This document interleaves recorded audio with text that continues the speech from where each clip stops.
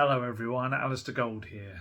So, there's a scene in Big Trouble in Little China, which is one of my favourite films from many years ago, where the main characters are trying to get up through this, essentially like a tunnel system, and suddenly the wise old master type that's with them appears through a hole in the ceiling, and they're like, "How did you get up there?" And he goes, "Wasn't easy."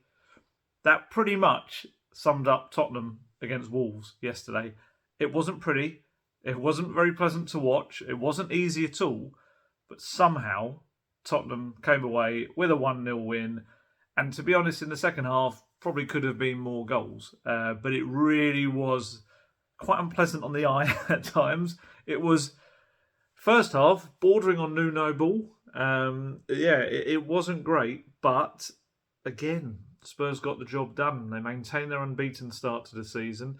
As I record this, because it's ahead of the afternoon games, they are, I think they're second in the table. I think when I looked at, yes, I know it's a very fledgling table. It is very much, a 3 games or 2 games in table for some teams. But they started in the right direction. And the mood at Tottenham Hotspur Stadium was so varied. Pre-kickoff, half-time when there were boos, a few boos. It wasn't a lot, but there were a few boos. And then at full-time whistle when there was a big cheer. 3 very different kind of emotional experiences. But yeah, they did it. They did it. So another 3 points on the board. And as I'll tell you in a little bit, they're kind of picking up points that they weren't last year, and that's the main thing. And I'm sure Antonio Conte flew out straight after the game, spent some quality time in Italy with his wife Elisabetta and his daughter Vittoria. I'm sure he would have been sitting there looking out the window on his flight. Just 3 things probably would have made him happy. Once he dried the tears, of course, from the realisation that Spurs actually have had a worse start than Nuno did in those first 3 games. 9 points. Don't forget, manager of the month, top of the table. But obviously, 3 very varied performances Tottenham have had, haven't they? Lots of different elements to them. But, like I say, they've got 7 points more from those 3 games than they did with the equivalent fixtures last year. Conte very much quickly pointed to that afterwards, because obviously, the games against Southampton and Wolves at home last season were dreadful, but Spurs chucked them away. They didn't have that kind of little bit of resilience. And then, of course, the Chelsea away result was, certainly wasn't a point. So they've done that. So that is 7 points up. Obviously, that means nothing if you're going to chuck away the points that you gained last season. But it's definitely a start. And what I think will be another thing that would have made Conte happy as he sat there eating his Ryanair on-board stuff. I don't know if it's Ryanair. I'm absolutely guessing. I don't know what flights are. I presume it probably would have been Ryanair. I'd imagine he'd have gone from Stansted. I don't know. I just knew he was flying off because he was in a little bit of a hurry after the press conference. But as he sat there, staring out the tarmac, heading away from him as they went up into the air, he probably would have also thought, you know what? We've got 7 points from 3 games, and not the easiest start whatsoever. We've got 7 points from 3 games without really pushing through the gears. Spurs haven't hit top gear yet. There were a few points in the second half against Southampton where they started to really show what they can do. But I would say on the whole, we haven't really seen them stretch themselves enormously yet. And picking up points, without playing particularly well, that's a sign, dare I say it, of a top team. That's what they can do. Even on those days when they're not really performing, they can bring home the points. So that's something. I think he'll also be very happy fitness-wise. All the work they've been putting in pre-season. I don't think it's any coincidence that in the second half of all 3 games, Spurs have looked much stronger in the second half. They've looked sharper and sharper as the game's gone on, whereas the other team maybe hasn't been able to keep up with them in certain scenarios.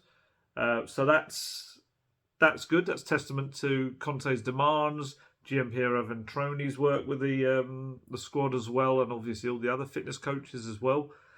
It's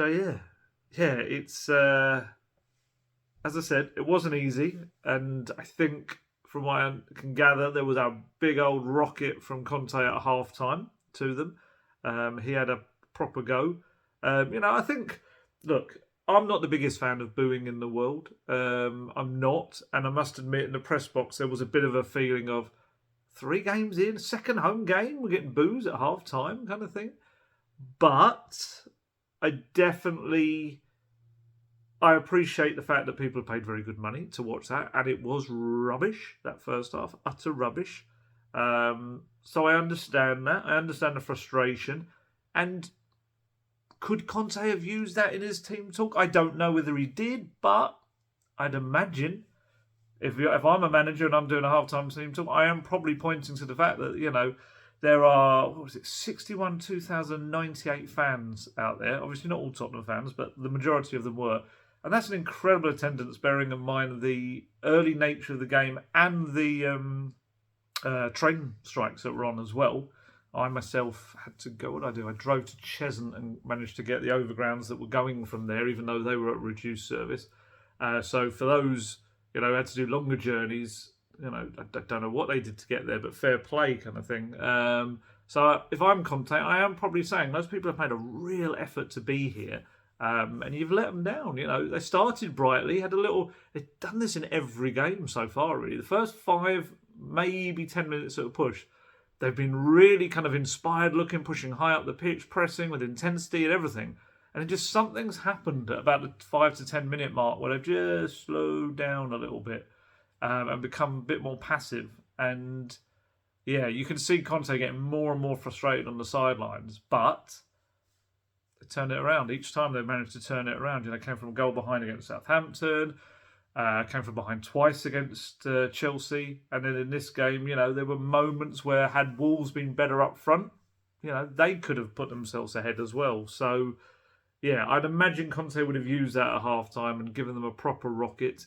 And these were his quotes about kind of the change like in the game and that half-time break. It's always very important to have a moment, especially between the first and second half, to analyse with the players, also with the staff, a way to try and improve the situation.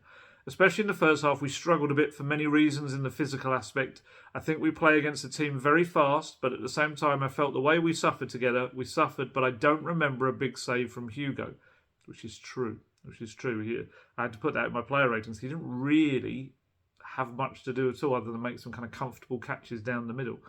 Then in the second half, I tried to fix some situations in the tactical aspect, but at the same time, we had a lot of energy to press high and create chances. And I think in the second half, we did very well because we created chances to score more goals. The way to lose your pace in your quotes. Score more goals, and we played with important intensity. We put good pressure, and the second half was really difficult to play against us. So yeah, it's exactly what he did. He did some tweaks, just changed up slightly and got them further up the pitch as well, and it worked. It did work. Little side note as well, I noticed Conte on the night before the match walked across the pitches at Hotspur Way to go and watch some of the under-9s playing a little bit of football and shook all their hands. It was very nice. One of the coaches I saw popped on Instagram a nice little photo in the evening sunshine of Conte saying hello to all the young players. What a huge moment for those young players to have the first team coach. But that's an aside. The other thing that Conte was talking about is he really feels that there's a chemistry now between not only the players, but also between him and the players. And that's why he thinks they can kind of hopefully achieve their objectives because they've just got that real bond now. Let's see. And these are the quotes in the press conference where he also mentioned about the fact that he was a little bit worried when he saw the first 3 fixtures come out because they were the ones that they kind of lost so poorly last season in the same scenarios. I have to be very clear. In my opinion, last season, this type of game, you weren't so prepared to find this difficulty, and probably this type of game you're going to lose at the end. In fact, last season we lost at home against Southampton, at home against Wolverhampton. He loves saying Wolverhampton. Listen to him say Wolverhampton. He loves it. Never will ever say Wolves. He just always wants to say the full word. And against Chelsea. Now, against these 3 teams, I was really worried when I saw the schedule, and he started to laugh when he said that. I said that if we repeat the same results as last season, we stay after 3 games with 0 points. Instead, to get 7 points showed that this team is improving in many aspects, but we want to continue to improve because for sure this is not enough to be competitive, to fight for something important, but we have 1 year in front of us to continue to work to implement our tactical knowledge. I'm confident because this group, and I think when he says 1 year, he means this season. He's got the season ahead, is what he's saying. I'm confident because this group is a really good group of players. There is great chemistry between us, and I think this is important because when there is chemistry, you are able to overcome the difficulty. And also worth noting, there was another set-piece goal. Gianni Vio.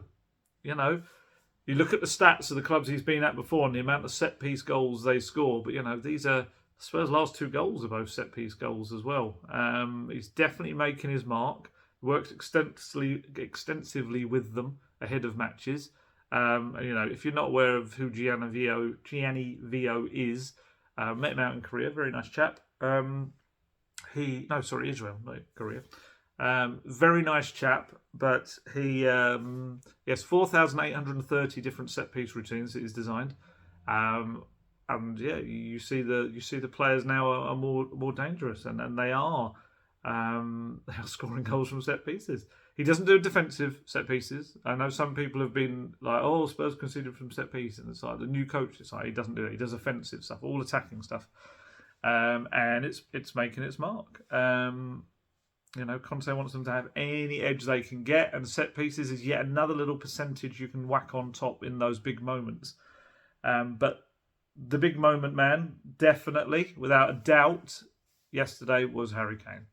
The man is a phenomenon. He really is. He's ridiculous. I saw this list yesterday of all of the different records that he holds and landmarks he's set. It was just, honestly, I couldn't even read it out because it was like an A4 sheet worth of stuff. It was just incredible. The man is a machine. And I love the fact that even yesterday's goal, which on like the surface, you look at it very quickly and it looks like a really simple goal. Because, you know, he's heading it in from like a yard, if that. But actually, when you kind of look at it properly and kind of boil down, look a few seconds before what had happened, it's all about the movement. He's being grappled with by Nathan Collins, who's really trying to hold on to him. And he kind of does this like a feint to go one way, suddenly goes the other way, completely sells the dummy to Collins, who goes off to the left. And Kane is there because Son's ball, which was a lovely corner. I saw someone complaining about it. He hit was it a free kick that went straight off, and people were kind of complaining again about his set pieces. Spurs are scoring a fair few goals from Son's set pieces. I really don't think, in terms of corners, I think he actually takes really good corners, and this was another one. Obviously, also, I know it was a cross technically, but also Eric Dyer's goal against Southampton was a very nice one as well. It came from the original corner, but yes, still a very nice ball into the box. And he took a lovely kind of corner to the front post. Perisic headed it backwards, and Kane's there, dummying his man, getting in there and heading it home, taking that gamble. And his numbers are just obscene. Here is just some of the ones that goal created. So, 29-year-old, it was his 250th goal for Spurs, meaning he's now just 16 goals away from Jimmy Greaves, the late, great Jimmy Greaves, as the club's all-time top scorer. Do you know what? I didn't even realise he'd got that close now. I think in the top of my head, I was kind of thinking maybe at the end of this season, perhaps pushing the start of next. But do you know what? I think he could do that this season. The way he's, you know, I wouldn't even say Kane is anywhere near his top gear at the moment, although I know he's feeling very, very fit. But he still has... You know, what did he score? 5? Was it 5 in 4 in pre-season? 2 in 3 in the first 3 games. It's that's him not in top gear. You know, 7 goals in 7 games. It's crazy. So yeah, 250th goal for Spurs, which is an incredible achievement in itself. But then also his 185th Premier League goal. Which puts him clear now, Sergio Aguero, into 4th place in the all-time rankings. He's now just 2 goals behind 3rd place Andrew Cole, who for some reason went from being Andy Cole to Andrew Cole in recent years. And after that, it's just, Wayne Rooney, I've got numbers here. Wayne Rooney, 208 goals, and Alan Shearer, of course, 260 there left in his sights. I wouldn't bet against him doing it. I really wouldn't. And it was also a team landmark goal, because it was Tottenham's 1,000th home goal in the Premier League.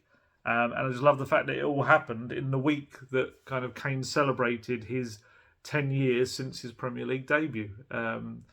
Just incredible numbers he's got. And he had all the assists in as well, and the incredible season he had 2 years ago with the Playmaker Award as well, and the Golden Boot. And it's just, he's very modest. And of course, the England record as well. What's he, 50 goals? Wayne Rooney's got 53. He's going to probably break that soon as well. I really just hope that when he does break the record, he is seen as the best striker the Premier League's ever had. I hope he is. I think there's this thing where tribal nature of fandom and all of that makes other clubs maybe struggle their fans to kind of appreciate just how good Harry Kane is. You know, this is a man who scores all kinds of goals. He scores from everywhere on the pitch. He scores with his head. He scores with his right foot, his left foot. He scores from distance. He scores from close up. He can score penalties. He scores the odd free kick. Not many, but he scores the odd free kick. He's a playmaker. He's a number 10. He's a number 9. He can come out wide to the flank and cross the ball in with as good a precision as any winger can. I just really hope that people appreciate just how good he is, because I feel like they don't always. I think Spurs fans are fully aware, but like I say, the man is a goal machine. As a kind of growing up, Gary Lineker was always one of my first heroes. Then Teddy Sheringham became as well after that. But I'd have to say, I think Harry Kane, has surpassed them in terms of his overall kind of what he is. He's like Lineker and Sheringham combined. And that's a huge compliment. Because, like I say, I think they were both incredible strikers. I think in world football, he just has to be up there. And what I love about it as well is he's very modest. He's very modest. I've noticed he was never a guy that was massively into social media and things like that. And I've noticed there's been a real push, I'd imagine, from those around him, just maybe with his future in mind, to do a little bit more interaction on social media. And we're now seeing these little kind of video clips that he's putting out. He's doing little video Q&As at times as well. We saw him go on the Jimmy Fallon show in America as well. Late Night with Jimmy Fallon. Tonight Show with Jimmy Fallon. God, I'm mixing up my late night talk shows in America. And we're seeing just him, I think, finally acknowledge that he kind of has a brand, and maybe that's been Kane's biggest thing, whereas these other strikers that are world-renowned, maybe their brand is a bigger thing. Whereas with Harry Kane, he's just been a man that scores goals. He reminds me a little bit in that respect of Gabriel Batistuta. Gabriel Batistuta, the Argentinian striker, he just used to believe he was just put on this earth to score goals. I think he admitted as well, he didn't really enjoy football. He just, I can score goals, that's what I do. So I go out and do it, and I go home and I don't even think about football. I wouldn't say Kane's to that degree, but he does obviously love his other sports, his NFL and his golf. But I just think maybe in the past he hasn't never really been as fussed about the marketing of himself and all of that. Of course, he's sponsored by various organisations because he's such a huge talent. But I just think brand-wise, he was never that fussed. And I know lots of people don't care about that sort of thing, but in terms of the world game, you know, it's like most players across the world, they probably know Harry Kane from picking him on FIFA, because in FIFA, of course, he'll be right up there with the best rankings in the game. And I just find it interesting now that he's just doing these little bits and pieces more, little video clips of himself, and I think he's getting more and more comfortable. He's always been very good with us in the media, very comfortable with doing that, but I just think it's a tough old world out there for these people. Look, when I say tough old world, relatively, of course, I'm saying, I'm not saying that they're working down the mines or in the front line of the NHS, anything like that. But in terms of the grief they get on such a huge scale from people on social media and things like that, it's a difficult world to navigate, I guess is the best way to put it. And I just find it interesting. Keep an eye on that. Just watch the more and more he's doing. He's England captain as well, and I think that's played its part too. But he is still very modest, and his quotes after the game very much suggested that as well. He said, "I'm extremely proud of all those achievements." This was his Spurs interview he did for the club. "Hopefully a few more to go. Obviously, big thanks to the team, the staff, everyone who makes it possible. I'm glad that the goal meant something today and we won, because that's the most important thing. We've got a long season ahead to hope, so hopefully plenty more to come. Great achievements, nice stats to have, but we've just got to keep on going. I'm feeling good, I'm feeling strong, the team's looking good, so we've just got to recover well now. We've got a week until the next game, but then we've got a game every 3 days pretty much after that. It will be a tough spell, but hopefully we can use this momentum."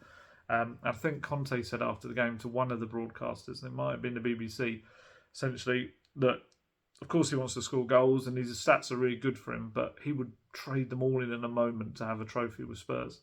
And that is Harry Kane. I do genuinely believe he's absolutely spot on. And I love the fact that Conte afterwards, he doesn't hold back. He doesn't have to be modest about Harry Kane. And what he does is he praised not only the player, but also the man. And his quotes were, "Harry is a player who has to make the difference. For his quality, for his ability. We're talking about a really world-class striker who can be dangerous in all aspects on the pitch. We tried to exploit him, to give him the possibility to score. For me, the big surprise about Harry is not only in the football aspect, but the person. We're talking about a really good person, a really good man. He's always ready to help the team, to work for the team. Usually when you have this type of player, they can be a bit lazy without the ball because they like to play with the ball, but without the ball, they think, I don't run because I have to be fresh for when we have the ball." But this was a big surprise with me, working with Harry. "I know he reached another big achievement, a personal big achievement, but we're trying to work together with the team and always with Harry to have not only personal achievements like last season, for example, when Son was top scorer in the league, but to try to have a big achievement together for the team and the club. I think every single player is ready to exchange a personal achievement to reach a trophy. We're working on this aspect. The path is difficult, the path is long, but we have to try to do this." And Kane could have had more goals on the day. He had Perisic put in a really good cross that he sent a looping header that Jose Sarr tipped over in the top corner. Yes, I don't know why I also did the movement for a header there. I was going to reliving it myself. Obviously, he did that lovely header that he did from Kulusevski's cross, which he just really got some fantastic power and change of direction on it. Hit the crossbar. Could have had an assist. Put Sonny away with another one of those quick, clever curling free kicks. And interestingly, I noticed that you have to listen to it back just to double check. I think Conte, in his post-match interview with Spurs, I'm pretty sure he refers to Kane as Spurs' most important player. I think he does. But I don't want 100% say that because obviously the audio very slightly is muffled and maybe with his accent. Sometimes Conte says things and he means them in a slightly different way. But it didn't sound to me like a plural. It didn't say one of our most. It sounded like the most important player. And that in itself is quite remarkable. When you look at some of the talent at Spurs as well. And Son, not least Son, the Golden Boot winner. So for him to say that, I think is testament to just how highly he rates him. And I think what the big difference is with Kane now is that I feel like in previous years, Kane has been the difference to maybe even Spurs finishing 8th or 7th or 8th or something, and maybe lower. And each of those years, his goals have really taken them to higher things. And I feel now that with the quality around him, the bigger squad, the great manager, the likes of Sonny being so fantastic, and such goal scorers now as well, that his goals now are the difference between maybe potentially 5th or 4th to actually achieving something special. And that's what he's always wanted. I know there's always been Spurs are a one-man team, all of this stuff, which wasn't true, but I do feel like his goals help them, go up, 4 or 5 positions in the table. And I just wonder now whether we're at a point where finally his goals are going to mean the difference between very good and special. If you see what I mean? It's different levels, I guess. So yeah, we shall see. We got to see the full debut for Ivan Perisic, who it was quite interesting because I was a little bit underwhelmed with him in the first half, but it was understandable. He's been out. Obviously he's had that calf injury, and it's been very much about him getting his fitness and his sharpness back. And I felt first half he wasn't great, looked quite sluggish, struggled with the pace. Look, Wolves are a very quick team. Spurs as a whole struggled at times with their pace. I thought, funny, the person who dealt with them the best that pace was Davinson Sanchez, but we'll come to him later. But in terms of the pace, yeah, he got skinned a few times by the winger down that side. But But I think the biggest kind of props to him is that he kind of adjusted. And that has always been the key element of Perisic's career, is that he's always adjusted wherever he's gone. He's played in, was it Belgium, Croatia, Belgium, Italy, Germany, and now England. So everywhere he's gone, he's adapted and he's adjusted. And I felt that even during the course of a match, we saw that, because I felt second half he was excellent. He was very, very good. Obviously, towards the end of the first half, he put in that lovely cross for Kane. But then early in the second half, he put in a really good tackle, an important tackle kind of on the edge of the Spurs box to stop a Wolves break. Then obviously made the flicked-on header for Kane as well, which makes it 2 assists, doesn't it? 2 assists for Kane in the last 2 goals. Because, it was his corner, wasn't it, for Kane's goal. And don't forget, he won this corner as well for the winning goal. He did some, I think Højbjerg put him through, did some nice little step overs, got to the byline and won the corner. That was really positive, I felt, that second half. I do think we're going to see a lot of Sessegnon and Perisic rotated this season, because Perisic is going to be 34 midway through the season. He is super fit, but I do think you'll see in big games him used, or games where Conte I think he pretty much said that before the match. It's a rotation decision, but in these big games, in these games where he just feels he needs that little bit more experience over a 22-year-old in Ryan Sessegnon, he will go with Perisic. And I just love the fact they work in tandem. Perisic is working with Sessegnon as well.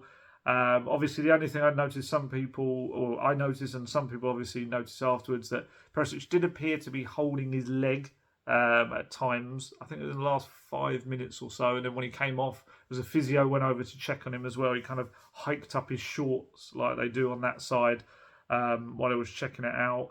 What I would say is that I know he's obviously come back from that serious calf injury, which he suffered in the final game of the season for Inter. All I would say on that is on Saturday, it looked like he was focusing a lot on his left leg, whereas that calf injury was on his right leg. So I'm not ruling out the fact that maybe it was something else that he tweaked or something. I think he probably would have come off roughly at that kind of time anyway.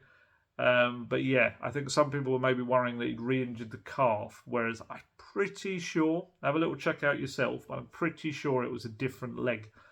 We'll see on that. I think the good thing probably afterwards in that respect is that Conte didn't mention it. He spoke about Perisic and he never mentioned that he came off with any issues or anything. And he also gave praise to Sessegnon. Sess came on and was pretty bright, actually. Added a lot more freshness down that side again with Perisic clearly, would have been feeling the game at that point. A fast-paced game against a fast team. I think it was about 72 minutes or so. So here's what Conte said as well. He said, talking about Perisic, he struggled in the first half. Then with the rest of the team, he improved a lot. I have seen the even Perisic I know from Inter, when we were together at Inter. For us, he is very important because we're talking about a player with great experience, a player that has won a lot in his past, has played in an important team. He can bring experience. I was really pleased with the impact of Ryan Sessegnon. For Sess, who is playing well this season, it is very important to have a player in front of you like Even. In front of him, Sess has a great career, and I think for Even, it was the same as the rest of the team. First half he struggled, second half he improved a lot. Now I want to see him in the same way. In the first half, the same as the second half, like the rest of the team. So yeah, I love that. I love the fact that Conte still has these high demands of whoever it is. It doesn't matter whether you're a guy that's won the Champions League, the Bundesliga twice with different teams, domestic cups in 4 different countries. Doesn't matter. And obviously the Serie A title with Conte. He wants you to be at your peak. And I love the fact that he's saying that. And now I've seen even Perisic, I know. So yeah, plenty more from Perisic to come. You'd think he's probably done enough to keep his place at Forest. But then I guess the flip side to that is you've got the West Ham game straight after. So he'll have to rotate them. So does he play maybe Sessegnon at Forest and Perisic at West Ham? There's different ways to kind of look at that as well. Because, the games do come thick and fast. I was just wanted to double check after for West Ham, Fulham, isn't it? That's it. So maybe you play because I think the Champions League game is after that, isn't it, between Fulham and City? So maybe, just looking at the fixtures right now, maybe you play Cesc against Forest, Perisic against West Ham, Cesc against Fulham, and Perisic in the Champions League game. And then you got Man City away, which, Sessegnon had a very, very good game against Man City away. He was excellent at the Etihad. So maybe that makes sense. Look, I'm not saying I'm telling Conte what to do. He may do completely the opposite. He may play one player in all of them just to make me look like a plonker. But it kind of makes sense to me. On the right-hand side, we had Emerson Royale. I have to always remind myself that Emerson Royale is only 23. I always forget he's quite young. You know what you're going to get with Emerson Royale. He seems to be the loveliest guy. And that's not meant to be patronising. It is genuinely praising what a lovely guy is. I was watching the interview he did with Spurs Play yesterday while I was writing my talking points about the match. And he just comes across as the nicest guy who's just essentially put on this planet to make other people happy. And I just love that. He's a very nice guy. But in terms of on the pitch, you're going to get really good, solid defensive work. He made some good tackles and stuff yesterday. You're going to get boundless enthusiasm, one of the fittest players on the team. Of course, look, I've said this before, so I don't want to labour a point, but going forward, he is going to have some decision-making issues when it comes to attacking. Excuse me, got a hiccup. He is also going to be slightly hesitant at times on the ball. And there was there's a couple of moments to be fair, in particular when Conte was going mad when attacks broke down on the right-hand side or just slowed down. He would turn to his bench and he'd shouting lots of stuff in Italian, and there were lots of hand gestures, which I'm presuming he wasn't really, lots of pointing. But to be fair, he also did that with Perisic. There was one moment when Perisic broke through on the left and really could have had a shot, but instead he tried to play a ball to, might have been Son, I was trying to think who it was, and it didn't come off. And Conte also in that moment screamed at his bench, turned around, and suddenly Sessegnon got told to really warm up with more intensity because they were about to bring him on. So absolutely not digging out Emerson, because Perisic got exactly the same treatment as well. But I think the thing that you can do with Cesc and you can do with Perisic is the idea of the Conte wing-back being an auxiliary striker as well. So what that means is whenever the ball's on the, let's say, the left-hand side, he wants the right wing-back to be there in the box as a striker behind the likes of Kane, Son and Kulusevski to mop up and head the ball in, knock it home, whatever. And we've seen, obviously, Cesc do that to great effect against Southampton, wasn't it? And obviously, Perisic has weighed in with assists as well, since 2 assists in 2 games.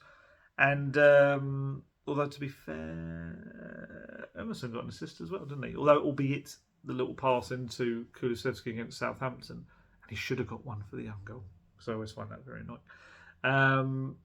But it's just not natural. It's not a natural thing for Emerson. Look, he is very young, as I say, and perhaps he could kind of be improved in that.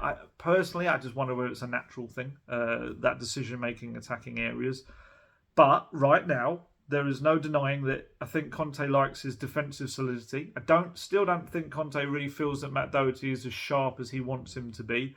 The way he was talking about Matt Doherty in pre-season suggests that Matt Doherty is probably the one who would have been his first choice if he was at the required sharpness that he wanted. Matt Doherty obviously had a bad knee injury and was still feeling pain in pre-season from it as well, which is exactly what you are going to get after an injury like that. It's not like there was any problems with it. It's just you are going to get the odd grumble with the knee.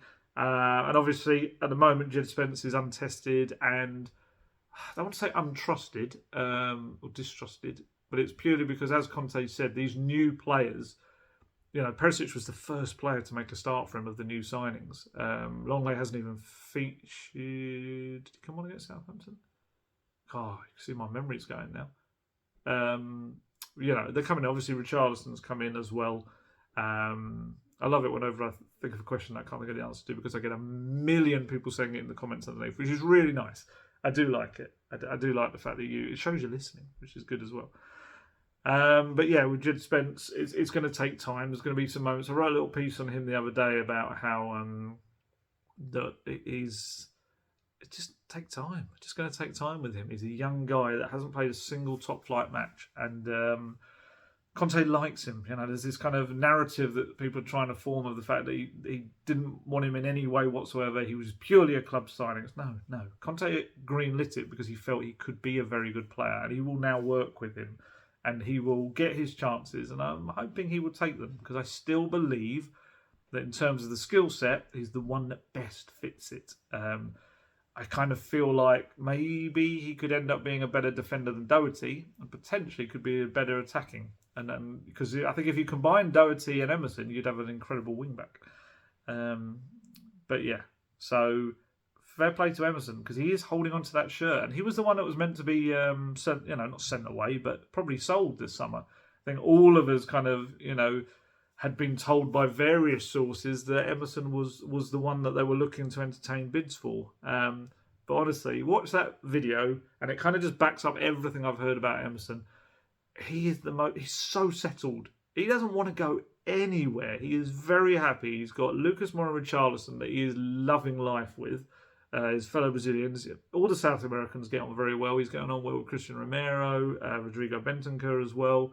He's very popular in the camp. Sonny obviously loves him as well. You'll have seen lots of little funny moments between them if you watch their Instagrams. It's just a really bubbly character. Unless a big bid or a tempting bid comes in and Spurs agree to, but also probably most importantly, Emerson Royale thinks it's a good move for him, then he may well be sticking around. It kind of seems mad to kind of suggest otherwise when he has started all 3 of the games so far. So yeah, September will mean rotation. Of course it will, with all of those games coming every 3 days. And that's when the likes of Doherty and Spence, if there's any injuries, or just purely because he works incredibly hard in training. That's the way to get into a Conte team, is to work like an absolute madman in training, and get yourself noticed. So, those 2 guys will also get their chances, and then it's about making more an impression than Emerson, I guess, if they want to take his shirt. So, fair play to Emerson. People will have their gripes, and myself included when it comes to, I feel, the limitations in the attacking game. And it was very much a case yesterday of, sometimes the best case scenario is a corner that you can win. But also, I do think he's very much programmed to giving the ball to Kulusevski as much as possible, which isn't a bad thing, because Kulusevski is a great player. One of the moments when Conte actually got frustrated with Emerson was he got into a really good position and he kind of played the ball back behind everyone running into the box, which, yeah, on one side, he wasn't really looking up, but on the other side, you could maybe argue that someone should be there. Someone should always be hanging back. And I think there were a couple of players, someone suggested it was Sessegnon and Richarlison making a similar run.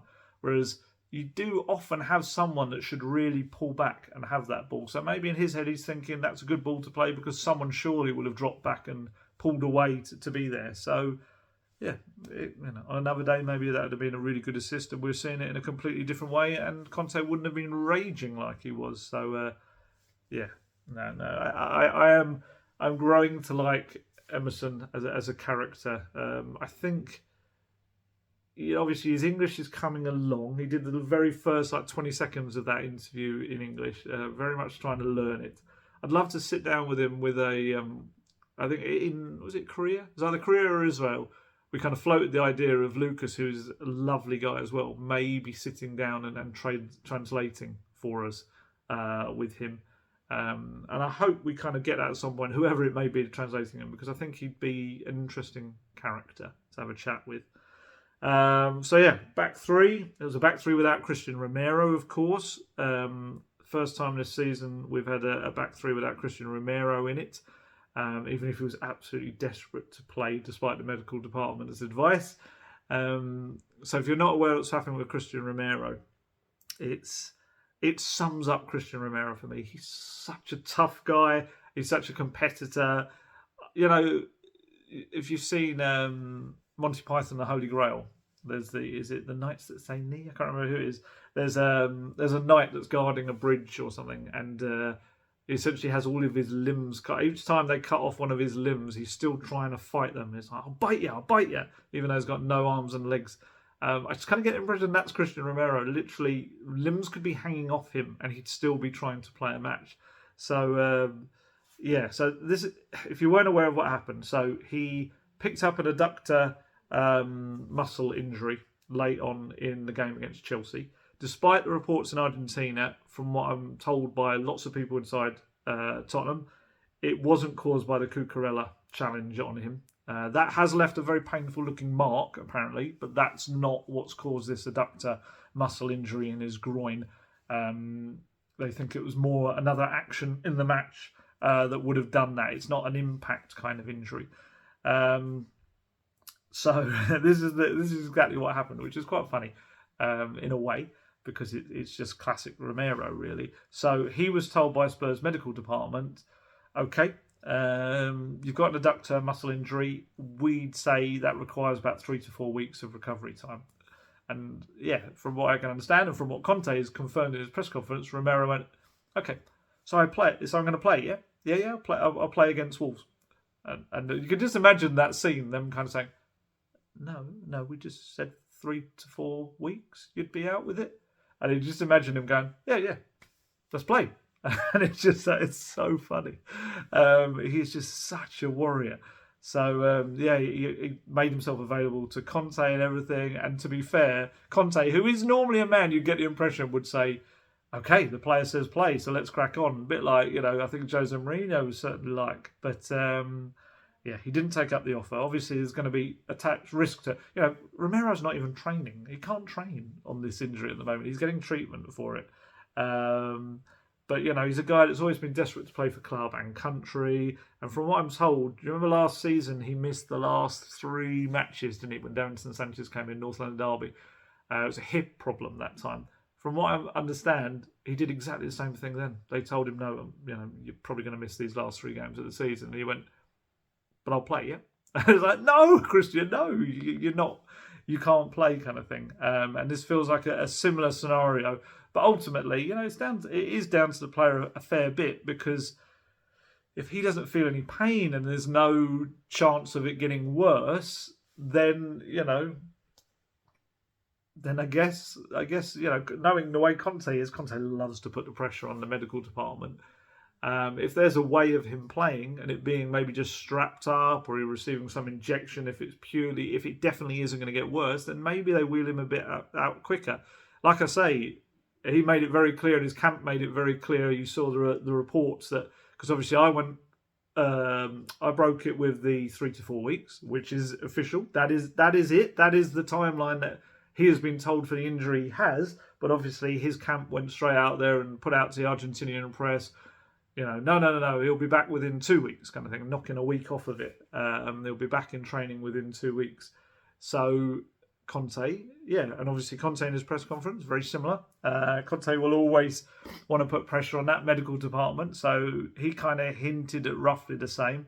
And I hope he is back earlier, because if he is, that means the medical department would not green light it if there was any more risk involved. I think for Forest, it clearly would have been a definite risk, which is why he's not been tried. And then you look at it, you say the Forest game, is he definitely required for that? I felt Davinson Sanchez played really well yesterday. I know most people won't agree with that a fair few people won't agree with that, because I know there's a kind of a feeling about Davinson Sanchez, and I don't think some people are ever going to change their mind on him.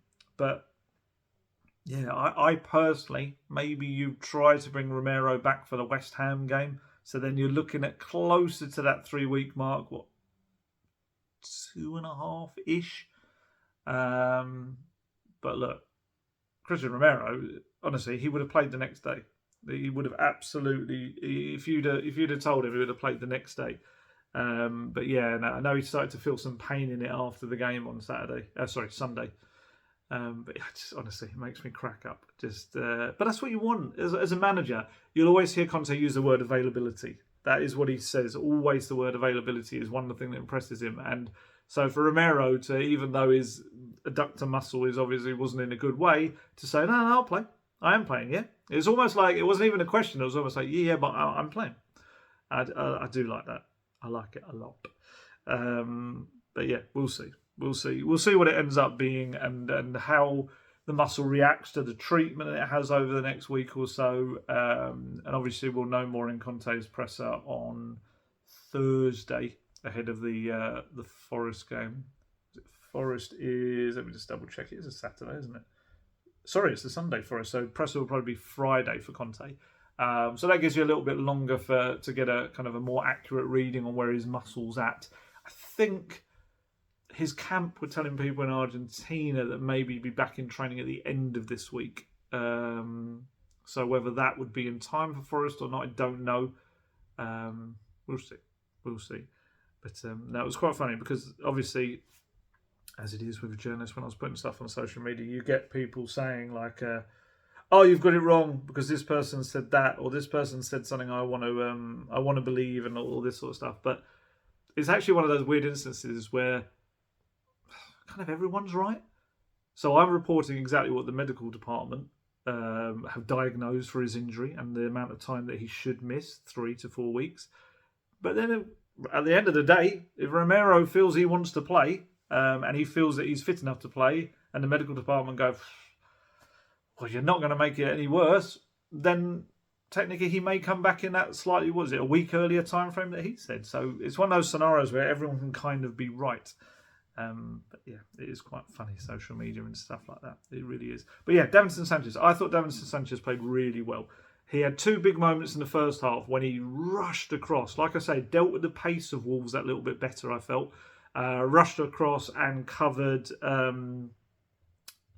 both players, Dyer and Davies, and he got across, made 2 terrific sliding tackles to deny Gonçalo Guedes. Gonçalo? I'd imagine it's Gonçalo Guedes. Really good inch-perfect sliding tackles. Did a lot of interceptions, a lot of headed interceptions as well. In one slightly awkward moment, which I think is unfortunate. It's the kind of moments that maybe those who don't rate him remember. So he did again rush back to cover really well, but as he's trying to I think he was trying to let the ball go through to Lloris. The ball kind of hit him on the back of the neck, and it fell straight, dropped down dead on the floor for Wolves to have a bit of an opportunity, which thankfully came to nothing. And I think probably that's the thing that people always take with Sanchez. There'll be one moment where he'll do something, whether it be unfortunate, whether it be a bit silly, and it results in something. But actually, a lot of the other stuff he does is really good. And I felt yesterday, I reflected this in my player ratings, I thought he was the best defender in the back 3 yesterday. I thought he played really well. And he very much carrying on from what he did towards the end of last season. Those 3 games he replaced Romero in, I thought he was excellent in those as well.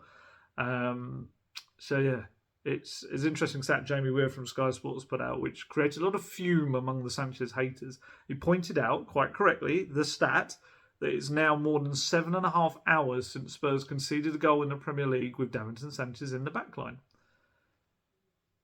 There's a stat, you can't disagree with it. And I saw people getting very angry underneath kind of thing, as if there was a suggestion that Davinson Sanchez was better than Romero or anything. No one's saying that.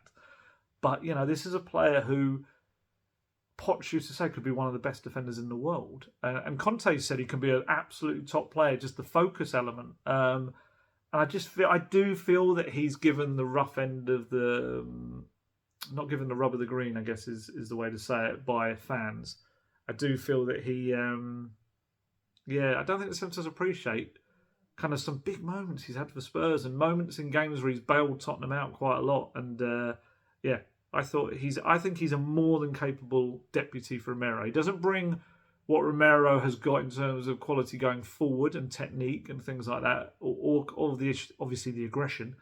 But I do feel that as a defender, and obviously with that little bit extra pace than Dyer and Davies have, I do think he's quite important as a replacement. So, yeah, fair play to Davinson Sanchez, I say. It was quite a vocal backline. There was one very vocal moment from Hugo Lloris. He absolutely let rip at Sonny at one point. Sonny, there was a moment where they kind of both felt they were in the right, where Lloris got the ball and he wanted to hurl it forward to set Spurs on the break. There was a big space behind Son. Sonny went the opposite way, and he was trying to kind of say to Lloris, like, calm down, let's calm down this moment. Whereas I think Lloris spotted behind him there was this moment to break.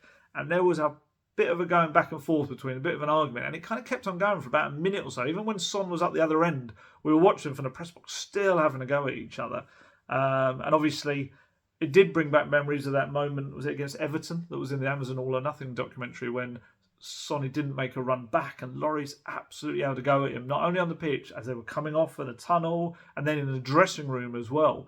And this isn't, before anyone, this is not saying that Son and Lloris have got this big thing or something, but I think he's the captain, Lloris, and he should absolutely lay down the law, whether you agree with him or not. I think if Lloris says something, I think he should be allowed to make his point. He's a captain for a reason. He's very experienced, World Cup winner, and if he could see behind Sonny that there was space for Sonny to run into, then maybe, I don't know what's happened since. Maybe Sonny's watched that back and he's thought, okay, maybe you're right. We could have got away in that situation. And I like the fact that, I get the impression that Lloris would do that with Kane as well. I think, I don't think it's a case of, I think he would do that to anyone. And I think that's an important thing for a captain. And it was a really strange one. Sonny had a funny game. He wasn't at his best. But once again, as always with Sonny, even when he's not at his best, he still contributes to big moments. And he did. It was his corner. It was very good for Perisic, for Kane to head in. What I'd always say, I've already seen people saying, drop Sonny, drop it, and not many, I should stress it's not many, it's very much only a few people. And I would always say this about Son. The moment that you start criticising him, he ends up making you look foolish. That's what I always say about Sonny. Because you remember last season, I remember looking at the stats, and even I thought that there was definitely a period in the season where I felt he wasn't quite as sharp as he had been. And then I went back and I looked at the stats, and the stats for his goals and assists over the same amount of games were ridiculous. Because that's what Sonny always does. Even when he's not playing particularly well, he will contribute, whether it's a goal, assist, or a pre-assist. I would always say that about Sonny. It's like, I wouldn't bet against him ever, because I kind of feel, and I think that's very much even him coming off yesterday. Has he come off in the last two games? I'm trying to think now. I'm trying to think if he's come off in both the last two games. But what I would always say about Conte knows how absolutely class Sonny is. I think it just needs a little trigger almost for Sonny to kind of spark back to life. But like I say, still contributes even when he's not fully firing. And Richarlison did come on, very bright again. Lacking the end product, I felt. He had a lovely run where he maybe could have done better at the end of it. And he also ran through and hit a shot wide of goal. But definitely, that's the quality now that Spurs can constantly rotate. And I think stuff like that, it will maintain Sonny at a high level anyway. I think Sonny will naturally realise that, he will be brought off. He's not going to stay on for night. And this is the same for Kane. If Kane is not performing and really they feel like Conte feels he's really not in his game, then Richarlison can come in and be the Kane replacement as well. So same with Kulusevski. I don't think anyone's safe. This isn't a Sonny thing. But yeah, I'd never bet against Sonny. I really wouldn't. Actually, also interestingly on Sonny, which is really good, Chelsea have acted quite quickly, swiftly. They have banned the season ticket holder indefinitely. After identifying him or her, I think by the looks of the photo, it did appear to be a him. You'll have been aware if you've seen it. Very unpleasant kind of incident as Sonny went over to take a corner at Stamford Bridge. But yeah, Chelsea have acted very quickly, and the season ticket holder has been banned. So that's good. That's what you want. It should never happen. I don't know why these things happen in the world still. It's absolutely mind-blowing, but dealt with swiftly, and that's the best way. Another player who was a dominant voice yesterday, you could hear him a lot, Pierre-Emile, guy that maybe a bit like Davinson Sanchez, it's just some people have just decided they want to see other players. I think there's this feeling that, there's certain people, they want to see Bentancur and Bissouma together. That's the partnership they want to see together. Whereas, I think I've said this a million times, I kind of get the impression that the way Conte seems to be doing it, and he was doing this in pre-season before Skippy's injury, it looks like it's Skip or Højbjerg, Bissouma or Bentancur. I think that's kind of the blend that he sees. maybe he just feels, I'm sure Bentancur and Bissouma will play matches together at points. I think all three were on towards the end of yesterday's game. But I do kind of feel that maybe he just doesn't see that as a perfect partnership, whereas he feels maybe you need one organiser worker type alongside them, perhaps. I don't know. And Højbjerg, look, technically, I don't think he's probably as gifted as Bentancur or Bentancur or Bissouma. And having seen Skippy's got incredible technique in a way. But to be fair to Højbjerg as well, he can score a goal. We saw it against Chelsea last week. He can pick out a pass. We saw that against Chelsea last week as well. And he's a leader. He reads the game very well. He can go on a bit of a dribble as well. He's got that nous in big matches as well. His work rate is just crucial, I think, to Spurs in so many games. There were a few lung-busting runs he did. He did one where he just was on his own in the Wolves half, pretty much just went past his own halfway line, just took it to the corner eventually, and then won a throw. And he had a late chance as well. His energy levels are ridiculous. But it's just funny, there's just this feeling about him that he's not Bentancur or he's not Bissouma. I even had one chap who was a lovely chap on the train. I was talking to some people on the way back to Cheshunt, and he was a lovely chap, but he started our chat with, just to make sure in your report, yeah, you're not going to say good stuff about Højbjerg, yeah, because he was rubbish. And I was like, he was voted man of the match, yeah? And he was like, no, he was rubbish. And I just think there's this feeling that if he gives one ball away, maybe, that's it. That's what you remember about the whole performance. And I just think Højbjerg is not your, I guess for the younger crowd, maybe he's not your FIFA player. He's not someone that you're picking your team. He's not in your all-star selection of like the Harlem Globetrotters 11 type. But I think he's one of these players that he's... I don't see other leaders in that midfield. I think Skippy, the feeling is one day he's going to be, but what is he, 22 now? And obviously he's very much early days for him. So I think you take Højbjerg out that middle, maybe Conte worries that he doesn't then have that. And Real Madrid have been linked with Højbjerg this week as a potential Casemiro replacement in the Spanish press. So this isn't a guy that is just some kind of average midfielder. And, he was superb at the Euros as well. He was one of the top players at the Euros as well. And I've got his stats here as well. So his match against Wolves, 95.6% pass accuracy from 68 passes, completed all 6 of his attempted long balls, had 100% dribble success rate, made 85 touches, played 17 final third passes. So it's not people that say, we just pass it sideways. 17 final third passes. So he's getting up the pitch, getting in the attacking areas, 2 tackles, had that 1 shot on target late on, and he made 1 interception as well.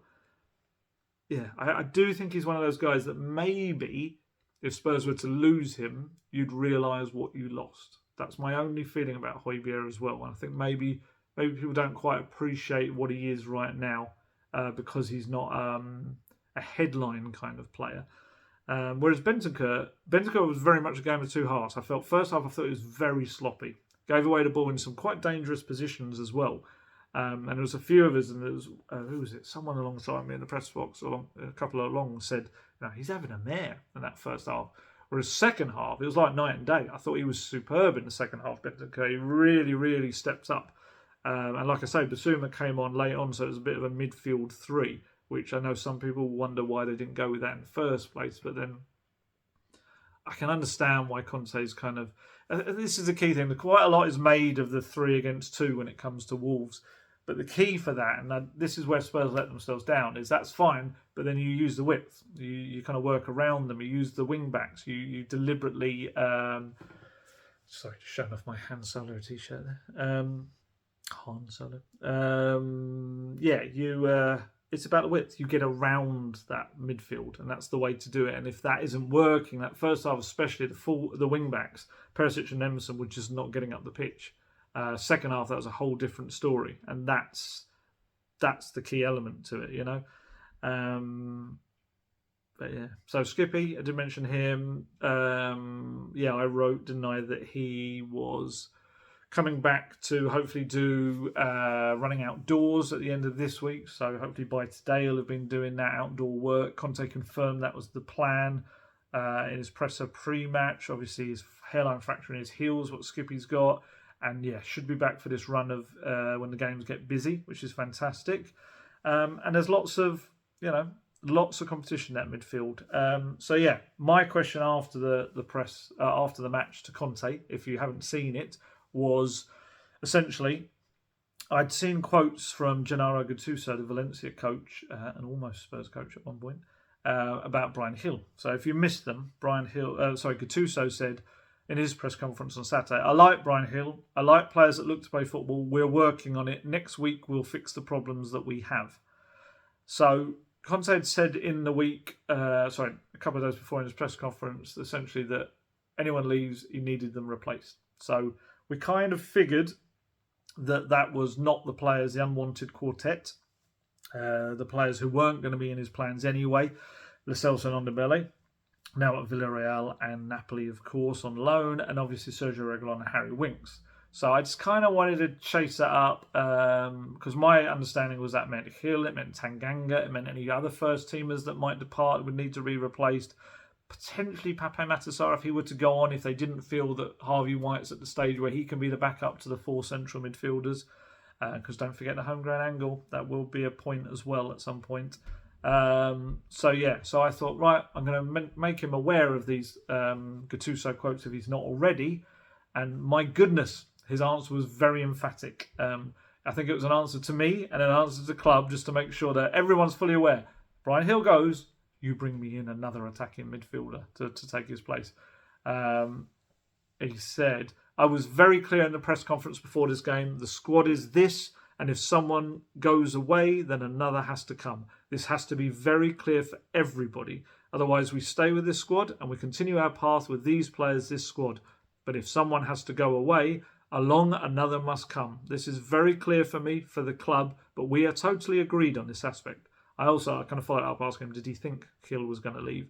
And he said he kind of swerved it, which is understandable because he doesn't want to say he is definitely going to go or that Gil wants to play regular football, which we know he does. Of course he will. When I asked him, does he think he'll leave? He said, this is not my task. About the transfer market, you have to speak to the club. I think we have to respect their role. Which is very nice of Antonio to presume that anyone at the club would ever go on the record and speak to us about transfers. But there you go. So if Gil goes, which looks likely, I think a return to Valencia looks likely. We're still trying to find out whether it's going to be a loan or a transfer. I think it would be daft myself if Spurs decided a transfer just a year after signing one of the most talented young Spanish players would be the way to go. But you never know. You never know with Tottenham. They may well just decide that he's not going to make it at the club in the future, which would be a massive kind of admittance that they messed up. Almost put a bad word in there. But yeah, so then if Gil goes, like I say, which looks likely, they have two different ways of replacing him. One is you sign a natural replacement, a like for like for him. Conte, I've told you this before, it's not quite wingers in a three. He likes 2 10s. I don't know why I had to draw circles. 2 10s sitting behind Kane up there. Those number 10s have to be very versatile. They have to play infield as creative players. They have to be strikers as well to get in the box, but also they have to go out wide and work with either the wing backs or the wide centre backs. So there's quite a lot to that role. The other option is that you bring in a natural striker to be able to be a backup to Kane, and then Richarlison slips into that number 10 role because Richarlison gives you the versatility of being able to play in both. Or you buy someone that can do all of those roles above. So I understand that Spurs are still continuing to monitor the situation with Everton's Anthony Gordon. Obviously reported that way back in the summer, that they were looking to try and do a double deal for him and Richarlison if it was possible.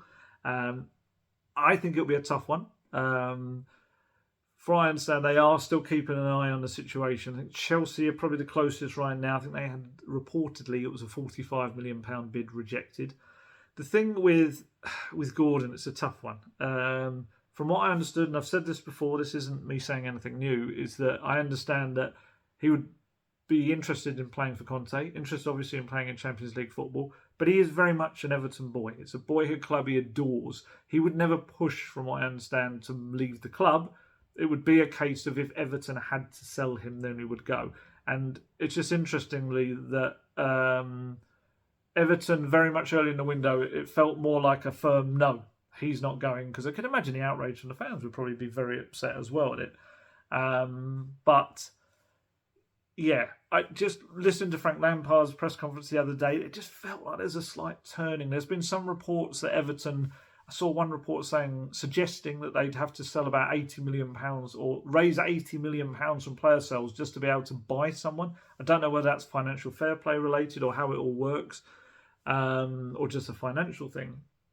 But certainly the way Lampard was talking, it kind of started to slightly. So he's saying that obviously they don't want to let him go. He's become a key player for them. Starts every week. They're number 10 now.